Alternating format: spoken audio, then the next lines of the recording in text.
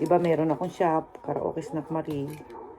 And then yung mga outcome ko ay kailangan kong kwentahin from January hanggang to December ng last year.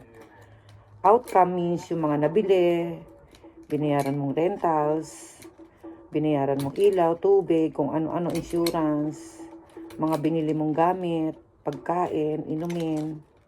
Ayun, ito yun. Naipon siya kasi kawa-YT ko, addict sa YT, addict sa FB, ay yan, naipon. Na dapat supposed to be na gagawin ko talaga to every month. Naipon, kapwa YT. So, bayaran na kasi ng tax ng March. At March na ang bayaran, tapos hindi ko pa naaayos to. Ay, naipon. Kumbaga, kailangan ko madaliin dahil kailangan